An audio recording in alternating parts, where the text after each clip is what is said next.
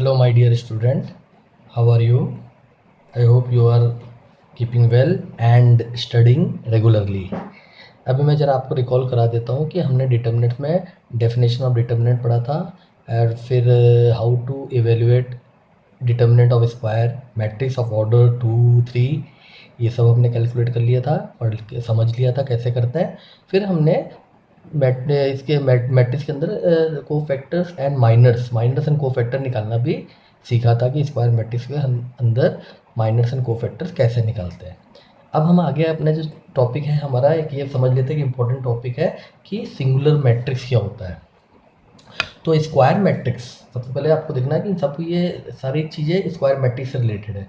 तो square matrix is said to be singular matrix if its determinant is zero. तो कोई भी square matrix जिसका डिटर्मिनेंट ज़ीरो आता है तो उसको अपन सिंगुलर मैट्रिक्स बोलते हैं, और अगर ज़ीरो नहीं आता है, कोई और आता है ज़ीरो के अलावा, तो उस केस के अंदर we call it as non singular matrix. तो इसका मतलब क्या हुआ? इसका मतलब ये है that is for any square matrix A if determinant of A is 0 then this implies that कि A is singular matrix। बात समझ में आ गई आपको? तो ये एक इम्पोर्टेंट चीज़ है क्योंकि इसका जो सबसे ज़्यादा यूज तब आएगा कि जब हम इन्वर्स निकालते हैं। तो हमने जब इन्वर्स निकालना सीखा था एलिमेंट्री ट्रांसफॉर्मेशन से, तो हमने कहा था कि सारे स्क्वायर मैट्रिक्स का इन्वर्स पॉसिबल नहीं होता है। तो इसके अंदर ये कंडीशन आती है, अगर वो किसी भी मैट्रिक्स अगर वो सिंगुलर है तो उसका इन्वर्स एग्जिस्ट नहीं करेगा। In this case inverse of this square matrix, in this case लिखा ना, square matrix does not exist. इसका मतलब ये है कि अगर मैट्रिक्स का इन्वर्स निकालना हो तो सबसे पहले हम यही चेक करेंगे कि वो नॉन सिंगुलर होना चाहिए, यानी सिंगुलर नहीं होना चाहिए। तो therefore A inverse exist if A is non singular. तो अब आगे जब हम एडजॉइंट और ये सब निकालना सीखेंगे तो इन्वर्स कैसे निकालते हैं, उस केस में सबसे पहले हम ये चेक करेंगे कि वो नॉन सिंगुलर है या नहीं है। अभी ये क्वेश्चन हम करेंगे जिसके अंदर सिंगुलरिटी से रिलेटेड कभी कभार बोर्ड में जो क्वेश्चन आता है वो इस तरह का होता है। तो इस क्वेश्चन में ये क्वेश्चन है कि find the value of x if the matrix A 3x3 order matrix है इज सिंगुलर। तो अभी हमने समझ लिया कि सिंगुलर मैट्रिक्स का मतलब क्या होता है। सिंस ए इज सिंगुलर तो therefore its determinant of A should be 0। ठीक है, अभी हमने डेफिनेशन पढ़ाई थी। अब डिटर्मिनेंट निकालना हम पहले से जानते हैं कि determinant can be obtained value of the determinant by expanding it along any particular row or column। तो on expanding along कोई भी रो सब है तो रो 1 से हम नॉर्मली ओपन करते हैं, तो इसको रो 1 से ओपन करते हैं। तो फर्स्ट एलिमेंट है 1, फिर ये रो एंड कॉलम डिलीट करते हैं। अगर आपको याद हो तो फिर क्या करते हैं 2 1 2 -3 का डिटर्मिनेंट निकालेंगे। फिर सेकेंड एलिमेंट आया, ऑड पोजीशन पे है तो इसका साइन चेंज हो जाएगा तो +2 हो जाएगा। ये particular row and column delete कर देंगे तो हमें क्या करना पड़ेगा 1x और 1 -3 का डिटर्मिनेंट निकालना है। फिर नेक्स्ट एलिमेंट आया इसका रो का 3, इवन पोजीशन में है तो इसका साइन चेंज नहीं करेंगे। ये पर्टिकुलर रो कॉलम डिलीट हो जाएगा तो हमारा बचेगा 1 2 और x एंड 2 ये बचेगा। ठीक है, इसका आंसर क्या होना चाहिए? 0 आना चाहिए। ठीक है, तो अब हम इसको कैलकुलेट करेंगे। दिस इम्प्लाइज दैट 1, फिर 2 × -3 इज -6, देन ये साइन मल्टीप्लाई करके साइन चेंज कर देंगे तो ये 2 +2 × 1 × -3 is -3, -x × 1 is x, +3 × 1 × 2 is 2, -x × 2 is 2x should be equal to 0। ये हो जाएगा -6 और -2 -8 × 1 इज -8, फिर ये 2 into minus 3 is minus 6 and 2 into minus x is minus 2x plus 3 into 2 is 6 minus 3 into 2x is 6x is equal to 0. Then पहले x वाला part करो तो minus 2x minus 6x becomes minus 8x और ये plus 6 and minus 6 getting cancelled तो ये क्या बचा minus 8 equal to 0. यहाँ से हमें x की वैल्यू कितनी मिल जाएगी आराम से आप देखिए तो 8x इज इक्वल टू 8 और x is equal to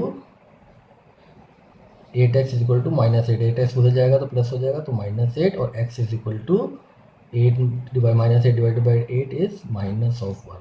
the value of x will be minus 1.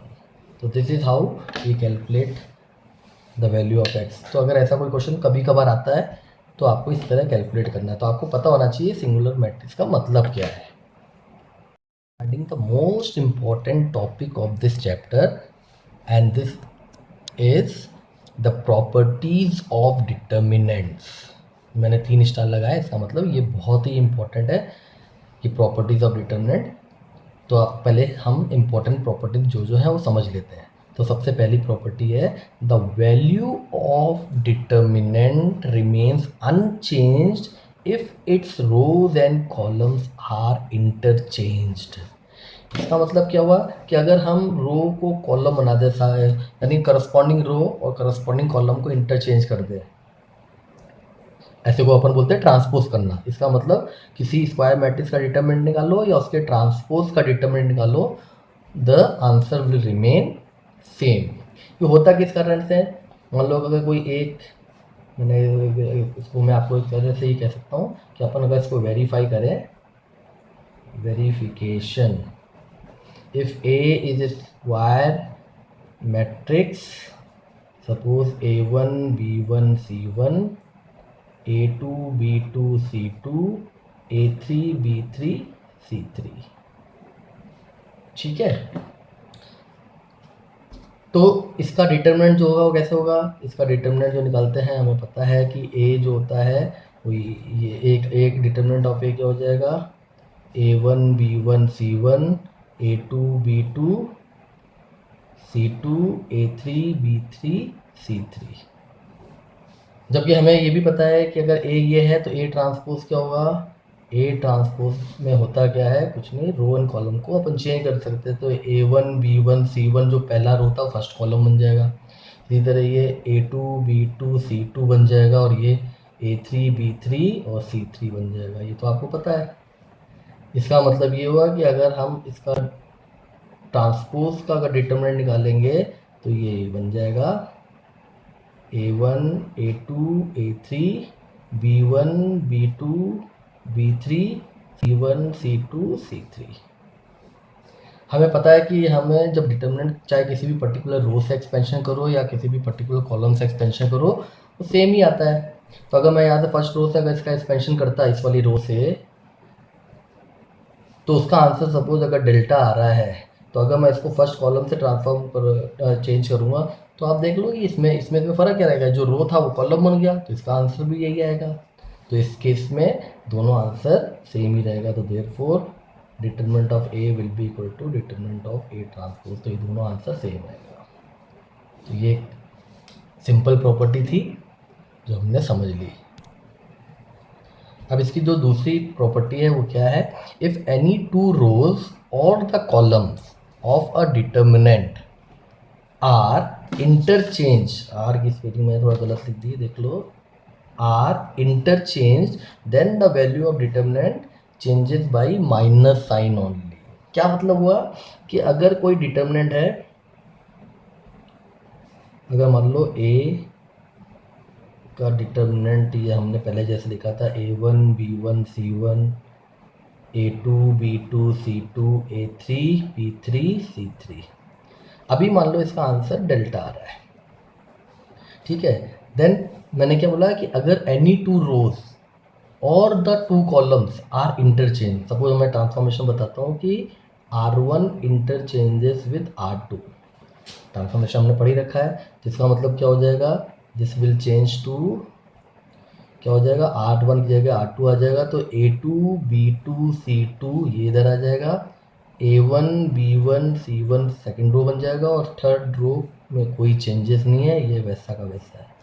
तो इस केस के अंदर जब हम इसका एक्सपेंशन करेंगे तो इसकी न्यूमेरिकल वैल्यू वही आएगी जो ये आ रही है, लेकिन साइन बदल जाएगा। अभी ये प्लस डेल्टा में आ रहा है तो ये माइनस डेल्टा में आएगा, तो खाली ये चेंज आएगा। अब अगर मान लो ये ट्रांसफॉर्मेशन मैं 2 बार अप्लाई करता हूँ, जैसे मैंने रो 1 रो 2 चेंज कर दिया तो एक बार माइनस साइन चेंज कर दिया, अब मैं रो 2 और रो 3 को अब इंटरचेंज कर देता हूँ तो ये साइन वापस माइनस का माइनस बन जाएगा, तो इस केस में ये वापस ये वही पुराना वैल्यू बन जाएगा। तो इसका मतलब अगर ये हम 2 बार किसी रो को इंटरचेंज करेंगे then we will get the same value, क्योंकि माइनस एक बार चेंज होगा तो माइनस बन जाएगा, दोबारा चेंज होगा तो वापस माइनस से साइन से चेंज हो जाएगा, तो इसका मतलब ये वापस ओरिजिनल वैल्यू में आ जाएगा। अब देखिए थर्ड प्रॉपर्टी भी इंपॉर्टेंट है। क्या कहता है कि इफ एनी टू रोज और the column of a determinant are identical मतलब एक जैसी हो, 2 रो या 2 कॉलम अगर एक जैसे हो या फिर प्रोपोर्शनल हो।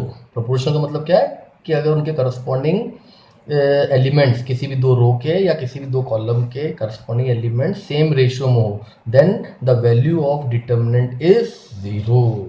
कैसे, क्या मतलब है, दैट इज इफ, ये कहने का मतलब ये है कि इफ मान लो कि डेल्टा एक ये है A1 B1 C1 A2 B2 C2 और मान लो तीसरा वाला भी यही है A1 B1 C1, तो आप इसमें क्या देगा, since row 1 is exactly identical is equal to row 3, तो देयर फोर इस केस में delta will be 0, the value of this determinant will be 0। और दूसरा क्या था कि मैंने बोला प्रोपोर्शनल का मतलब क्या है कि if delta is A1 B1 C1 और ये मैं लिख दिया K times A1 K times B1 K times C1 और ये है A3 B3 C3, तो इसके अंदर आप देख सकते हो कि R1 एंड R2 दोनों प्रोपोर्शनल है। प्रोपोर्शनल मतलब इनके करस्पॉन्डिंग एलिमेंट का जो रेशियो है सेम है। तो since here we can say that कि R1 या R2 हम बोलते हैं R2 is K times R1 या R2 अपॉन R1 जो है वो एक कांस्टेंट K आ रहा है, या फिर हम ये कह सकते हैं A1 ये K A1 upon A1 is equal to K आ रहा है, which is same as K B1 upon B1 which is same as K C1 upon C1। तो ये सब प्रोपोर्शनेट आ रहे हैं, सबका रेशियो सेम आ रहा है, तो therefore value of this determinant will be 0। ये इसकी इंपॉर्टेंट प्रॉपर्टी है, तो ये भी आपको ध्यान में रखनी है।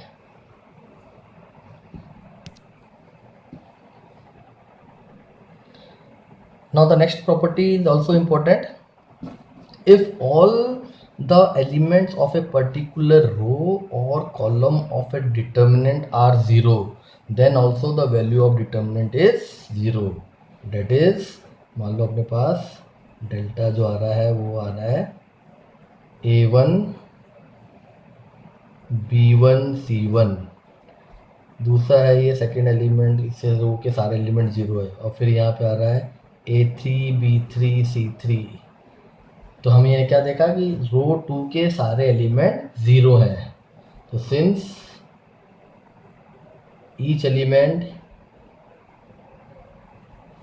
Of R2 is 0 therefore delta is 0। तो इस केस में इसकी जो वैल्यू आएगी वो 0 है। आप एक्सपेंशन करके देख भी सकते हो, वेरीफाई कर सकते हो, लेकिन ये प्रॉपर्टी है, आराम से आप चेक कर सकते हो, इसलिए मैं करके बता नहीं रहा हूँ ना, तो आपको डायरेक्टली क्वेश्चन में यूज़ करनी है। ओके, नेक्स्ट प्रॉपर्टी है if each element of a row or column of determinant is multiplied by a constant k, then the value of the new determinant is k times the value of the original determinant। इसका क्या मतलब हुआ, that is if determinant of A suppose आपके पास ये आ रहा है, ए कोई matrix था, square matrix, A1 B1 C1 A2 B2 C2 A3 B3 C3। Suppose इसकी वैल्यू आ रही है डेल्टा। अब मैं इसमें एक ट्रांसफॉर्मेशन क्या कर रहा हूँ, सपोज मैंने कहा कि किसी भी पर्टिकुलर रो या कॉलम में, सपोज मैं अभी तक रो में कर रहा हूँ, कॉलम में करते हैं। Suppose C2 is getting multiplied by a constant K, यानी ईच एलिमेंट ऑफ कॉलम 2, ये कॉलम 2 है, इसके हर एक एलिमेंट को मैं K से मल्टीप्लाई कर दूँ तो अपने पास क्या बन जाएगा, this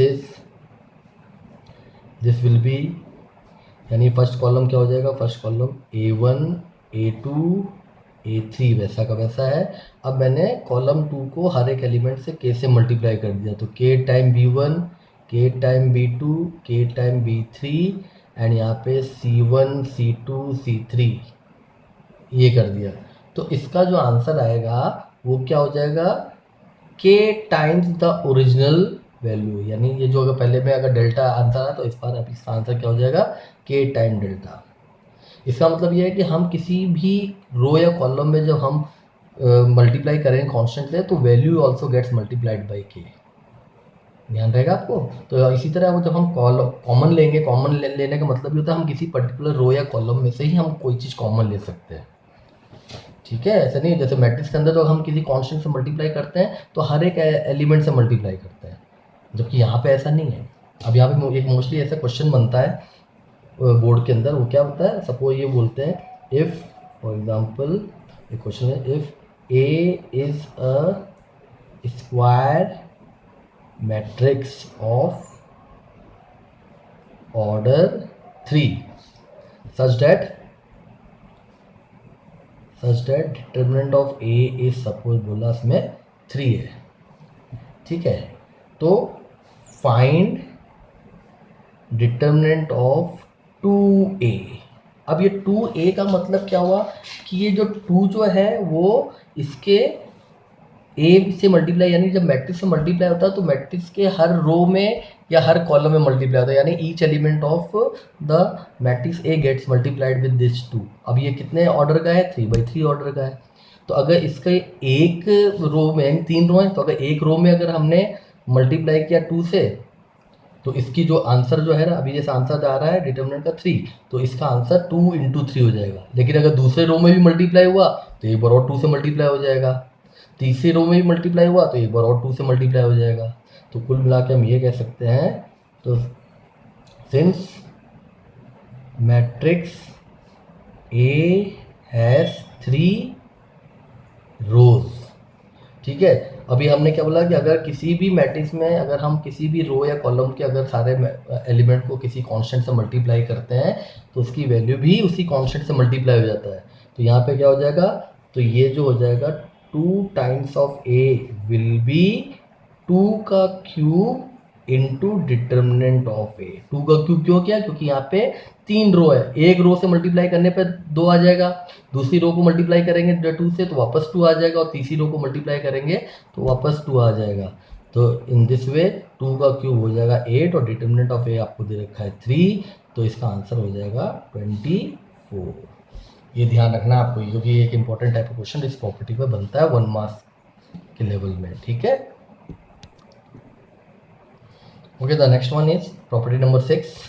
If each element of a row or column of a determinant is expressed as the sum of 2 or more terms, then the determinant can be expressed as the sum of 2 or more determinant. कैसे, जैसे मान लो ये determinant है जिसकी first row A1 + K1 B1 + K2 C1 + K3, तो हमने क्या कहा कि ये देखिए कंडीशन ये ली, if each element of this first row is express as the sum of 2 terms, 2 से ज़्यादा भी हो सकता है, 3 भी हो सकता है, लेकिन अभी हमने 2 वाला लिया कि A1 + K1 है, B1 + K2 है, C1 + K3 है। सेकेंड रो में सिंगल एलिमेंट्स हैं A2 B2 C2 और फिर A3 B3 C3। तो इस केस में हम क्या कर सकते हैं, डिटर्मिनेंट को हम लिख सकते हैं सम ऑफ 2 और मोर डिटर्मिनेंट, यानी इसमें हम 2 डिटर्मिनेंट के सम के रूप में लिख सकते हैं। कैसे लिखेंगे, this implies that determinant of A will be sum of 2 determinants, determinant number 1 + determinant number 2। अब ये डिटरमिनेंट नंबर 1 में क्या होगा, ये जो रो है ये वाले रो के एलिमेंट आ जाएंगे, A1 मतलब ये कॉलम बन जाएगा पहला, A1 A2 A3, ठीक है। इसके अंदर ये वाला सेकंड कॉलम ये हो जाएगा B1 B2 B3, और थर्ड कॉलम ये बन जाएगा C1 C2 C3। जबकि इसका जब सेकंड जो डिटरमिनेंट होगा उसके अंदर हम इस तरह लेंगे, ये पहला वाला हो जाएगा K1 A2 A3, फिर दूसरा K2 B2 B3, और ये K3 C2 C3। इस तरह हम इसकी वैल्यू निकाल लें या इसके दो का अलग अलग वैल्यू निकाल के हम इसको ऐड कर दें, we will get the same answer. तो sometime it is not possible to solve a determinant of this kind. बड़ा डिटरमिनेंट है, इसको एक्सप्लेनेशन करना थोड़ा मुश्किल हो जाता है, तो हम इसको क्या कर सकते हैं, दो पार्ट में स्प्लिट करके और फिर अलग अलग डिटरमिनेंट निकाल सकते हैं। Now the last property, which is property number 7, is the most important property. Now let us read what does it says. If each element of a row or column of a determinant is multiplied by the same constant k and then added to the corresponding element of some other row or the column, then the value of determinant remains same. अब ये जो statement है, जब हम transformation पढ़ रहे थे matrix transformation, तो ये थर्ड नंबर की ट्रांसफॉर्मेशन से बिल्कुल मिलता जुलता ट्रांसफॉर्मेशन है। यानी इसमें हम क्या करेंगे, किसी भी रो या कॉलम को हम चेंज कर सकते हैं इस तरीके से, तो मैट्रिक्स चेंज हो जाएगा। जैसे मान लो कोई एक ए स्क्वायर मैट्रिक्स है जिसका determinant A1 B1 C1 A2 B2 C2 A3 B3 C3 ऐसे लिख दिया, और इसकी वैल्यू सपोज डेल्टा है। नाउ लेट अस ट्रांसफॉर्म, पहले जो ट्रांसफॉर्मेशन करते हैं कि row 2 of this matrix A as row 2 is transforms to, जैसे आपको इंडिकेट किया, R2 plus K times R1। यानी R1 के जो रो 1 है ना, A1 B1 C1 एलिमेंट, इसको हम किसी कांस्टेंट K से मल्टीप्लाई करके R2 में R2 में ऐड कर देंगे, तो रो 2 ट्रांसफॉर्म हो जाएगी, रो 2 बदल जाएगा। और ट्रांसफॉर्मेशन होने के बाद सपोज ये नया मैट्रिक्स बन जाता है, जिसका डिटरमिनेंट, पहले मैट्रिक्स क्या बनेगा देखो, यानी रो 1 तो एज इट इज है A1 B1 C1। रो 2 में क्या हो रहा है, रो 2 के element R2 plus K times R1, तो R1 का एलिमेंट जो पहला एलिमेंट है A1, उसको K से मल्टीप्लाई कर देंगे तो ये क्या बन जाएगा, K टाइम्स A1। इसी तरह इसका सेकंड जो एलिमेंट क्या हो जाएगा, B2 plus K times B1, और तीसरा एलिमेंट हो जाएगा C2 plus K times C1। Row 3 remains as it is A3 B3 C3। इसका डिटरमिनेंट, अब प्रॉपर्टी के हिसाब से इस B का डिटरमिनेंट भी वही आना चाहिए जो कि ओरिजिनल A का था, यानी डेल्टा ही आना चाहिए। अब ये कैसे आ रहा है अपन देखते हैं। अभी हमने प्रॉपर्टी पढ़ी थी प्रीवियस प्रॉपर्टी, जिसके अंदर बोला था अगर कोई भी डिटरमिनेंट में किसी भी रो के या कॉलम के हर एक element is expressed as a sum of two or more elements, तो we can express it at the sum of two determinant, एक डिटरमिनेंट प्लस सेकंड डिटरमिनेंट। क्या होगा बताइए, फर्स्ट वाले में क्या हो जाएगा, column A1 A2 A3 A1 A2 A3, फिर B1 B2 B3 और C1 C2 C3। जबकि सेकंड वाले में क्या हो जाएगा, A1 K times A1 A1 K times A1 A3। ये पिछली प्रॉपर्टी हम यूज़ कर रहे हैं, तो हमने पहले अभी इससे पहले वाली जो प्रॉपर्टी पढ़ी थी, स्प्लिटिंग प्रॉपर्टी बोलते हैं इसको। B1 K times B1 B3, और तीसरे में क्या हो जाएगा, C1 K टाइम्स C1 और C3। समझ में आया। अब ये A1 B1 C1 ये वाला जो डिटरमिनेंट है, ये एग्जैक्टली डिटरमिनेंट जो अपने यहाँ A था उसके बराबर ही है। आप देख सकते हैं ये दोनों सेम है, तो इसकी जगह हम क्या लिख सकते हैं वापस, ये तो हो गया डिटरमिनेंट ऑफ A। और ये वाला जो है इसके अंदर आप देख सकते हो कि ये R1 एंड R2 ये प्रोपोर्शनेट है, तो ये क्या हो जाएगा, ये हो जाएगा 0, since R2 is proportional to R1, ऐसे लिखते हैं अपन। प्रोपोर्शनल टू R1, देयरफॉर इस केस के अंदर इसका डिटर्मिनेंट 0। ये भी हमने प्रॉपर्टी पढ़ी थी कि अगर किसी दो रो के एलिमेंट्स आपस में सेम रेशियो बना रहे तो उसका डिटर्मिनेंट 0 होता है। तो ये क्या हो जाएगा, डिटर्मिनेंट ऑफ A प्लस 0 यानी डिटर्मिनेंट ऑफ A, और डिटर्मिनेंट ऑफ A कितना था, डेल्टा था, इसका मतलब ये डेल्टा हो जाएगा। तो therefore determinant of A is same as determinant of B, इस तरह ये हो जाएगा। तो ये प्रॉपर्टीज आपको ज़्यादा यूज़ करनी जब भी आपको किसी डिटर्मिनेंट का किसी पर्टिकुलर रो या कॉलम को ट्रांसफॉर्म करना हो। ठीक है बच्चों।